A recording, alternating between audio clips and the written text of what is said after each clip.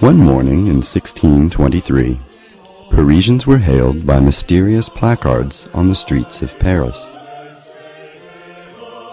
We, the deputies of the Higher College of the Rose-Croix, do make our stay, visibly and invisibly, in this city, by the grace of the Most High, to whom turn the hearts of the just. We demonstrate and instruct, without books and distinctions, the ability to speak all manners of tongues of the countries where we choose to be, in order to draw our fellow creatures from deadly error. He who takes it upon himself to see us merely out of curiosity will never make contact with us. But if his inclination seriously impels him to seek our fellowship, we, who are judges of intentions, will cause him to see the truth of our promises, to the extent that we shall not make known the place of our meeting in this city, since the thoughts attached to the real desire of the seeker will lead us to him, and him to us.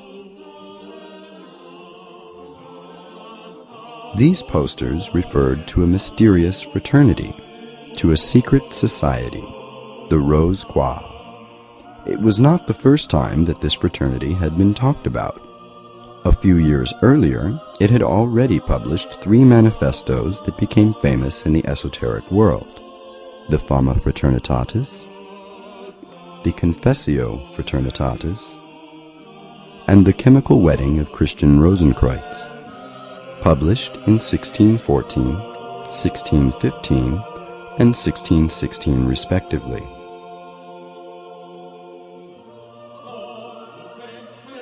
Today we know that these 3 manifestos were written by a college of the Rose-Croix, the famous Tübingen Circle, among whom were Johann Valentin André, Tobias Hess, Johann Arndt, Abraham Holzer, and Christopher Beissol, to name the most important.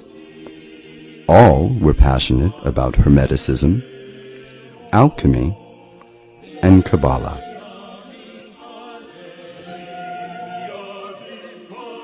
The Fama Fraternitatis was intended for political and religious leaders, as well as for scientists of the time. While drawing attention to the negative situation that generally prevailed in Europe, this document also revealed the existence of the Order of the Rose Cross through the allegorical story of Christian Rosencreutz, telling of his journey throughout the world before founding the Rosicrucian fraternity to the discovery of his tomb. This manifesto called for a universal reform.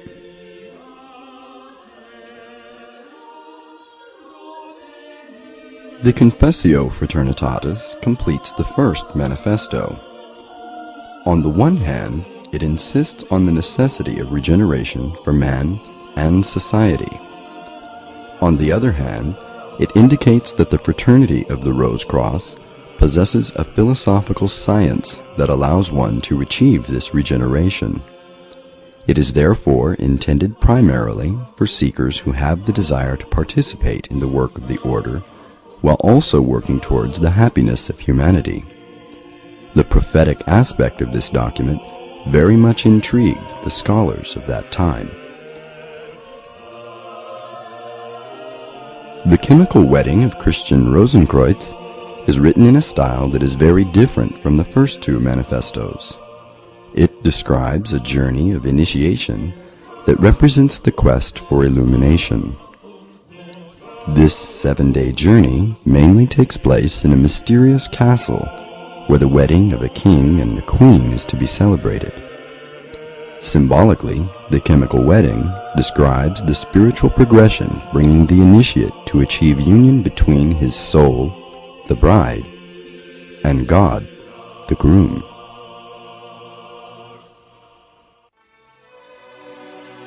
As historians, thinkers, and philosophers have pointed out, the publication of the 3 Rosicrucian manifestos was neither trivial nor inopportune.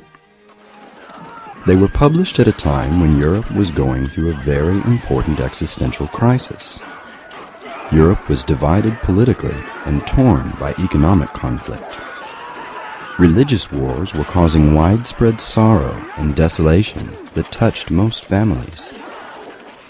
Science was taking off and had a materialistic orientation, and living conditions were miserable for the majority of the people.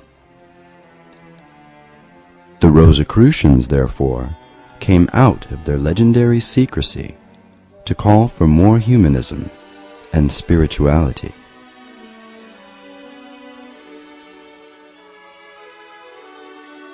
We can cite Comenius, considered today as the spiritual father of UNESCO. We would like for all human beings, together or individually, young or old, rich or poor, noblemen or commoners, men or women, to be fully educated and to become accomplished beings.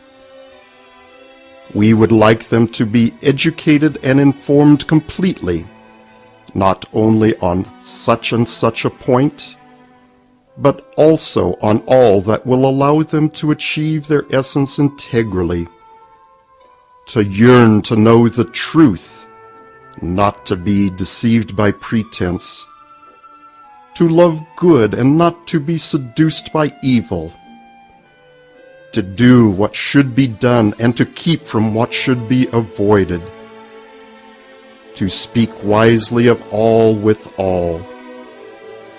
Lastly, to treat things, men and God, with prudence and not lightly, and to never stray from their goal, happiness.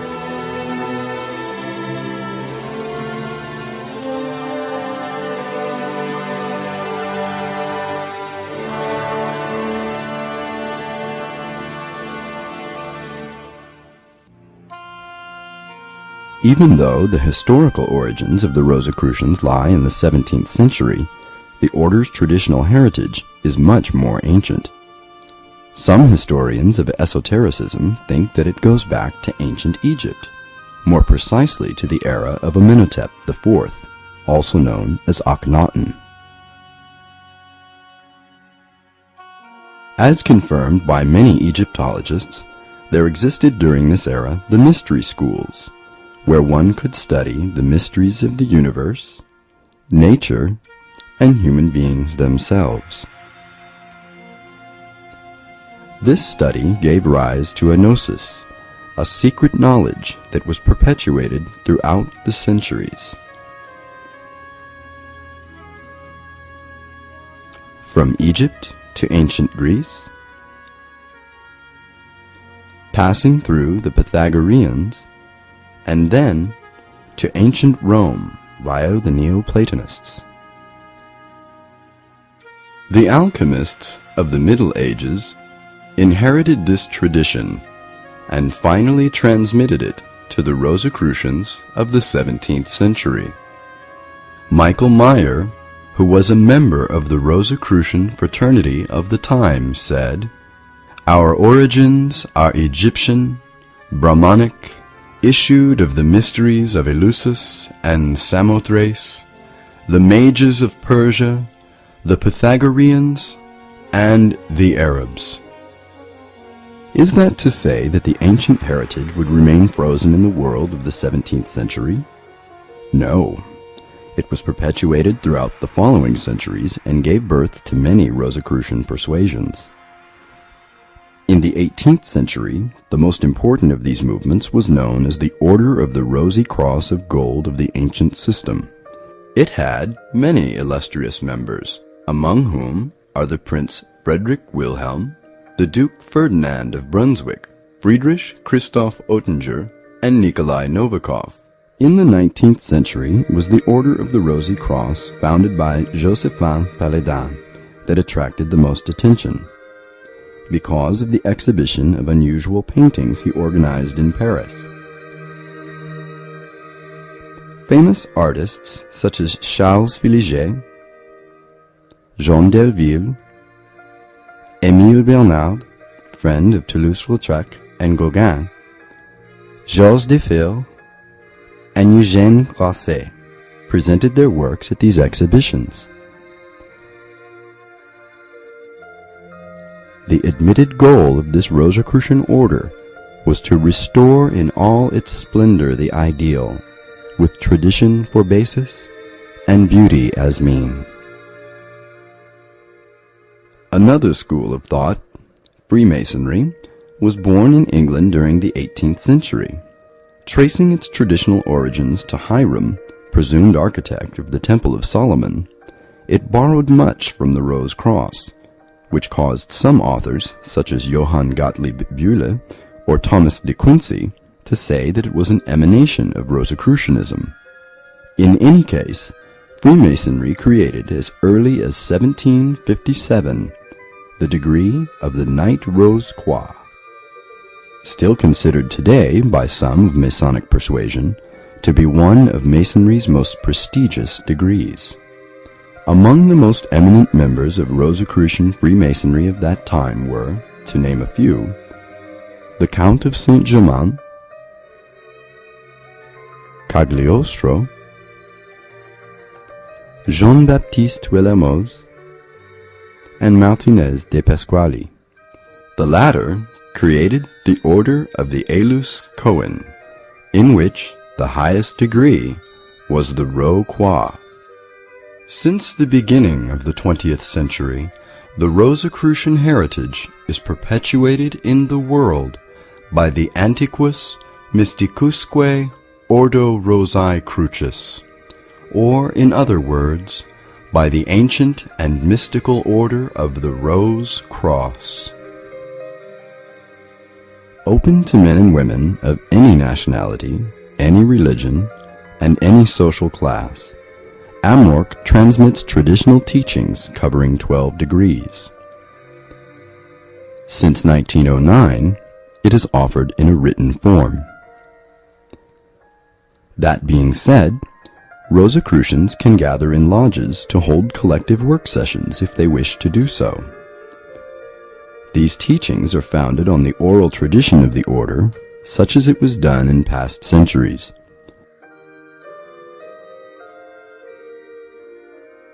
It is also in these lodges, in which the decorum is most often inspired by ancient Egypt, that initiations into the various degrees are conferred. What do the Rosicrucian teachings talk about? If we believe esoteric literature, the teachings cover a vast domain and integrate the great themes of tradition, among which are the origins of the universe, the nature of time and space, the laws of matter, life, and consciousness, the mysteries of death, life after life, and reincarnation, traditional symbolism, and the science of numbers.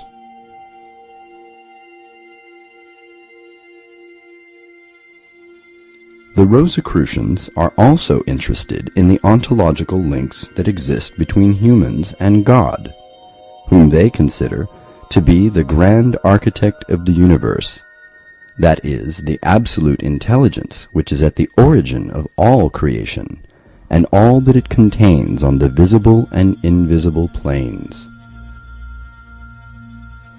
In this regard, their study focuses more on the divine laws than on God specifically.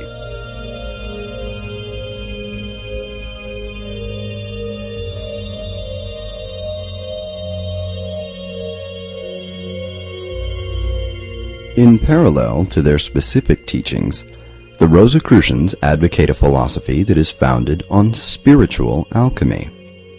It does not consist of transforming base metals into gold, as did the ancient alchemists, but of transmuting the imperfections of human nature into their opposite qualities, such as pride into humility, selfishness into generosity, intolerance into benevolence. To apply this philosophy, Rosicrucians work to perfect themselves in order to become better in their judgment and behavior.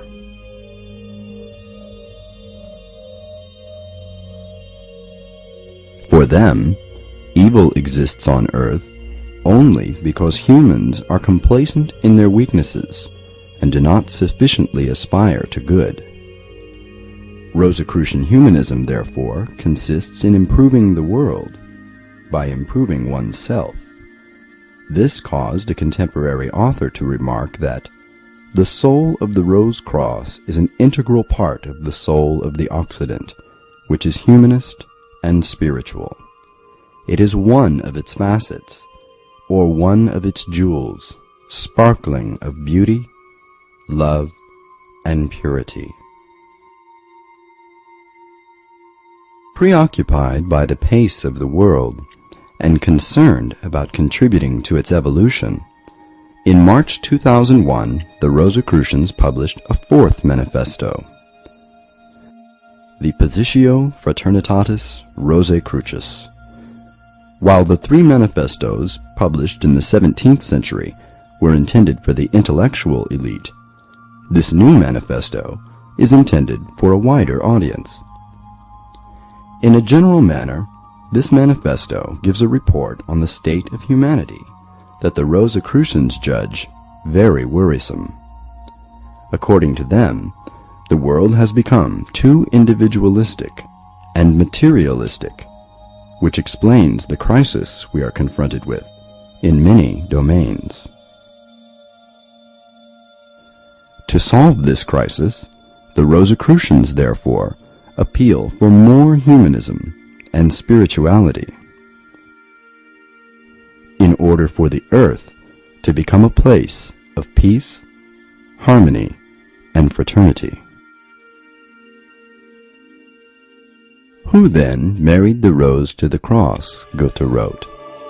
No one knows.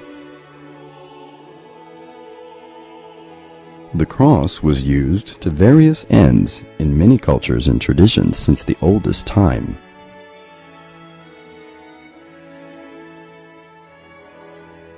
As for the rose, it has always been a universal symbol of grace and love.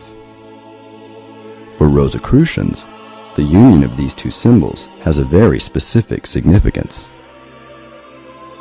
The cross symbolizes a man or woman's physical body, while the rose in its center symbolizes his or her soul in the process of evolution.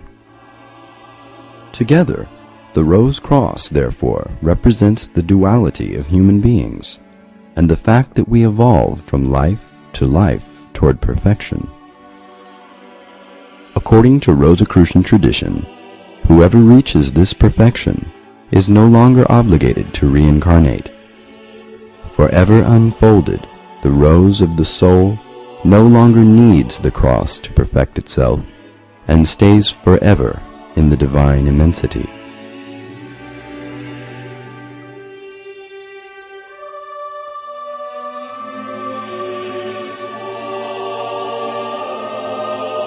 Perhaps this can explain the meaning of the mysterious Rosicrucian formula, ad rosem per crucem, ad crucem per rosum.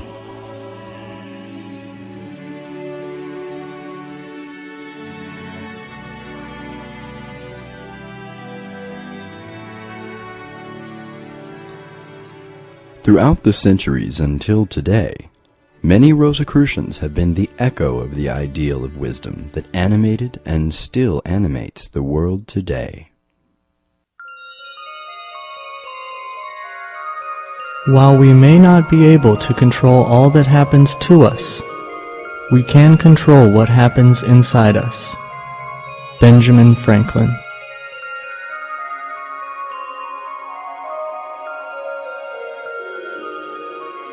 True knowledge is based on true tolerance. From this true tolerance comes absolute comprehension, and true comprehension gives birth to peace, which enlightens and purifies. Nicholas Roerich.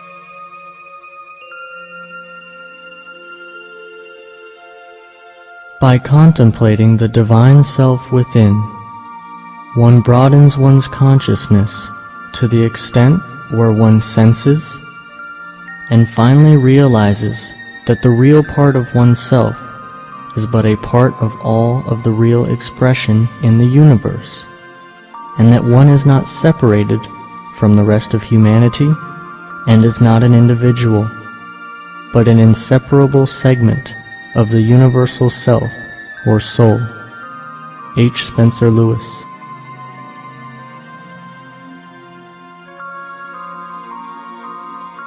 Advancing towards perfection, the true good is to aspire to a resemblance with divinity, to advance towards unity between the creature and the Creator.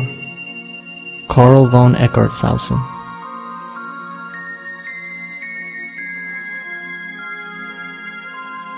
How ignorant is he who knows all, but not himself.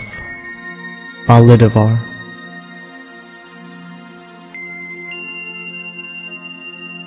So many gods, so many creeds, so many paths that wind and wind, when just the art of being kind is all this sad world needs. Ella Wheeler Wilcox. Nothing is too wonderful to be true, if it be consistent with the laws of nature. Michael Faraday.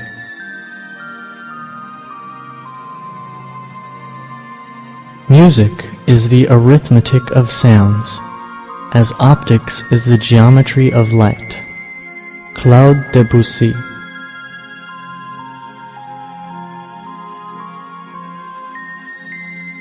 God gave to man a precious friend, a soul, which unceasingly makes itself heard to one and guides one towards the light that one is more or less consciously seeking. Marie Corelli.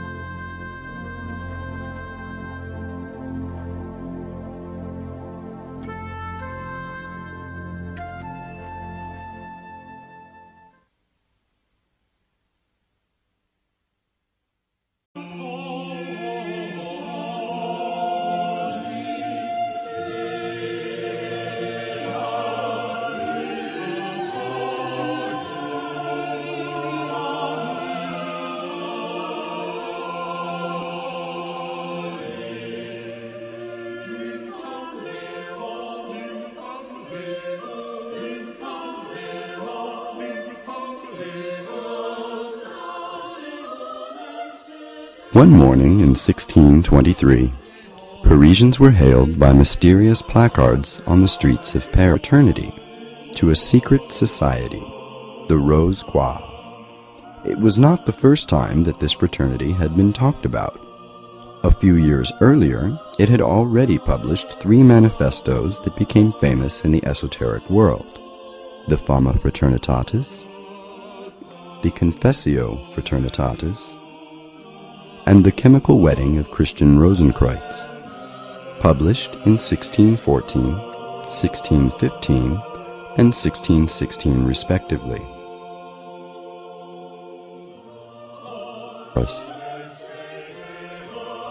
We, the deputies of the Higher College of the Rosicrucians, do make our stay, visibly and invisibly, in this city, by the grace of the Most High, to whom turn the hearts of the just. We demonstrate and instruct, without books and distinctions, the ability to speak all manners of tongues of the countries where we choose to be, in order to draw our fellow creatures from deadly error. He who takes it upon himself to see us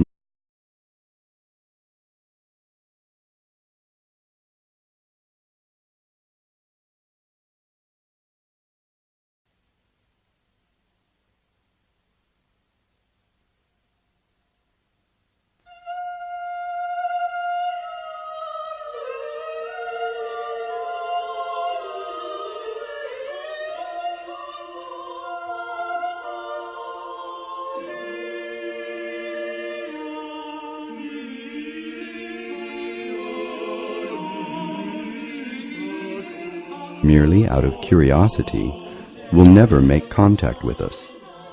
But if his inclination seriously impels him to seek our fellowship, we, who are judges of intentions, will cause him to see the truth of our promises, to the extent that we shall not make known the place of our meeting in this city, since the thoughts attached to the real desire of the seeker will lead us to him, and him to us.